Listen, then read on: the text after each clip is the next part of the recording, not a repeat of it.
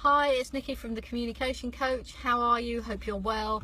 I thought I'd make another video today about persuasion, and the reason why I'm talking about persuasion today is I've been looking at some forums recently on Facebook and a couple of other social media websites, and one of the questions that has popped up quite a bit is, how do I persuade people to take a certain course of action, or to sell them a product, or to influence their behaviour and persuade them to do something that I would like them to do, rather than perhaps what they would like to do.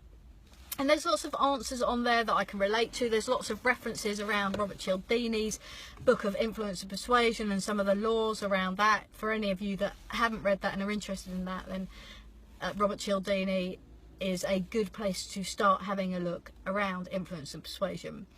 But for me, I felt that some of the bigger points were missing. So I'm not talking just about, big car sales or house sales. I'm talking about human interaction here, really. So if you're persuading your child to do something, you're persuading your partner to do something. I don't know, you might be having an extension on the back of your house and you want to persuade your neighbours to say yes to the planning agreement. It can be anything. It can be in any relationship. But the big point for me is that people don't take the time out to build relationships with other people, because you are never going to persuade somebody to do something if you don't have trust, or certainly rapport. You've got to have rapport, and by rapport I mean some sort of relationship. And the other thing is, we don't listen to what the other person's saying, because underneath all of the bravado, all of the conversation, all of the communication, there's other things that are going on. Now, if it is a big deal, if it's like a big purchase, I don't know, a house purchase, that is a really emotionally driven purchase, and the people involved in that will be going through a range of emotions on a day-to-day basis around what they want, why they want to live there. Let me give you an example, and this is the example I used in the forum. So imagine an estate agent. You go to an estate agent and they take down your details. You want a property, a semi-free bed in a specific area, and they take down your details, they find you the house, and they take you along and you meet them. And actually what's going on for you is, you have children, you know there's a good school, you want to live within the catchment area of that school, you want to be closer to work, so you work in town maybe, and so your travel can't be too difficult. You also need to balance that with picking the kids up after school or dropping them off. But more importantly, the most important thing for you is that you have a parent who's ill and they're getting older, and you want to be available and close to them so you can get to them. So the estate agent turns up and they show you the house, and they start talking about them. They start talking about, this house is marvellous, it's like going to be on the market for a really short period of time. They've sold several houses just like this in the last 6 months. They're driving a nice car, they've been an estate agent for 10 years, those sorts of things. And they never really ask you or delve any further than those superficial level questions, like what you're looking for, where does it have to be, and that sort of area. And if they'd have taken time to listen to you, A, they'd have built a relationship with you to at least get you to rapport, and then B, they would have understood your motivation, which the biggest motivation for you is about your parent or your parents.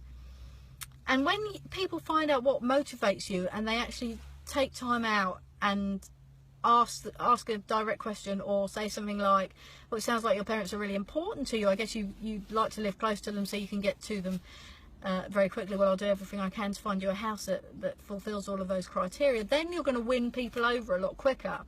That's a big example, because buying a house is a really emotional process. So let me take a slightly less example. I'm going to talk about Megan, as I often do, because honestly I've learned a lot from Meg. I've negotiated for the last 10 years, I've trained it, I've taught it, I've dealt with live incidents, but one of the biggest things, or the biggest teacher in my life is by far Megan. So I met Meg when she was 6. I was in my early-ish 40s. How much can I get away with there? I met her when I was in my 40s and she was 6, and I met her and my partner when they were going through a house move and renovating a house. And I'll never forget that I turned up, all on my own agenda. I turned up thinking I was being useful and helpful with a meal for them, an evening meal. and the meal was chicken stew. So it's all about me, and hey, look at me, look what I've done for you. I do it because I care, of course, and I like to make a difference in people's lives. So I turned up with it, and I remember Meg coming into the kitchen and staring straight at me, and she said, what's that? I said, hey, it's chicken stew. Yeah, I don't like chicken stew and I don't eat it. Right, okay.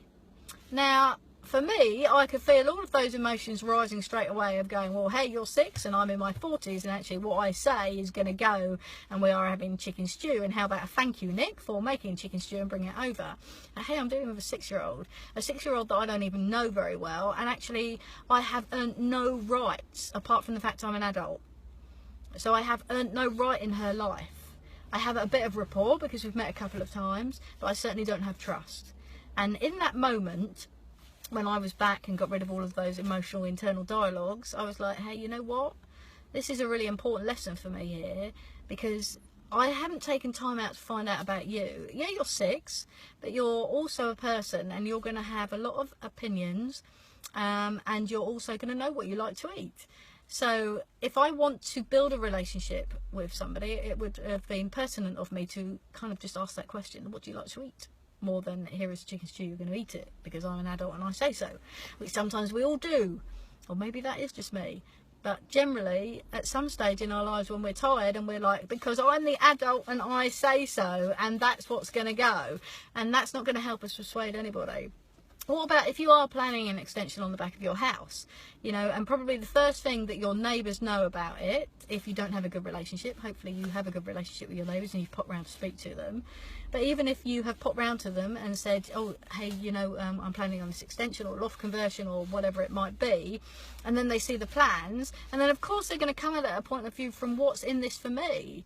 Why are you doing that? How's that going to affect my life? How's that going to affect my space? What impact is it going to have on my life and my home? Because our homes are very emotional. They're supposed to be an environment where we feel safe and secure and where we can share who we really are. And suddenly I'm having somebody next door build something that I'm not really sure about, and I don't know how that's going to impact me.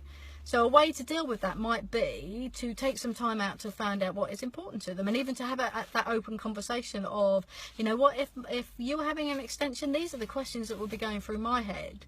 Like, how is it going to impact on my life? Will it impact on the garden? Will I be able to see it? What will it look like from the back of my house if I'm sat having a barbecue? So I thought I'd come around and just have a chat through with those questions with you and see if you have any concerns. And then if you address them very early doors, and it's a lot easier for the process to go along the lines. So it's about taking time out to listen to people. It's, if you're going to, you know, when we talk about safety, often we say things around safety and people will do it automatically because they see that there is a safety issue. But imagine that you had to persuade somebody to leave a burning building, and that's a lot harder. Imagine you had to persuade somebody to leave the burning building, but actually they had decided today that they didn't want to leave because today they're going to die. That's a lot harder. So you have to look for the motivator about to actually get them up and to move them out. And I have done that exercise on a regular basis with the students that I've taught. And I've said to them, you know a lot about me. We've been here for a week together.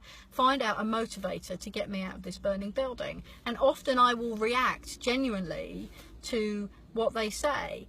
And they'll throw the money at me. They'll say about finance, about money, about teaching, about making a difference. And none of that gets me out the burning building right there, right there. The one thing that did get me out the burning building, in case you were interested in knowing, was somebody said to me, Meg is on her way up and she's insisting she comes in.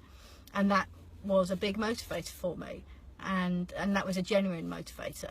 So when you're looking to persuade people, take time out, have human contact, don't let it be all about you, listen to their concerns and see how you can address them.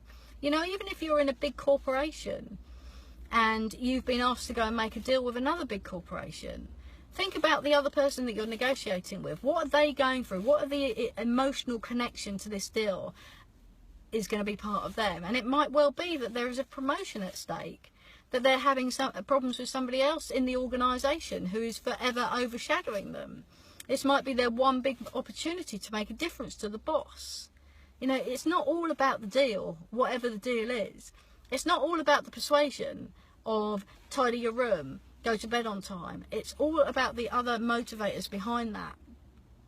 So find the motivator by listening to what people have to say. Take time to hear what people have to say, and don't make it all about you in the persuasion tactic. Ultimately, you know, you want to get what you want to get, but if you can sell it, and remember, it's not just about selling products and services, it's also about selling you. If you can sell your persuasion or what you want to happen to the other person based on their motivations, then it's going to work a lot better for you.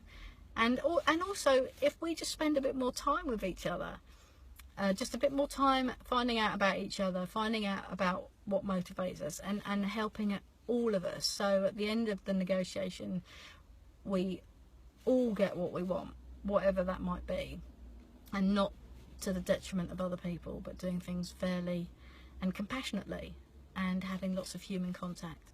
Okay, so I hope that's helped. I've gone off on a little bit of a tangent when I was just talking about persuasion. I'm sorry about the light coming in from the car. I'm just waiting to pick Megan up from school. So have a good day. Please, if there's any questions, just email me at info@thecommunicationcoach.co.uk, or find me at Twitter at Nikki Comms Coach, NICKY Comms Coach, COMMS Coach, and the same at Facebook. Please leave your comments, like, share, let me know what else I can cover for you, and we'll make some more videos over the next few weeks.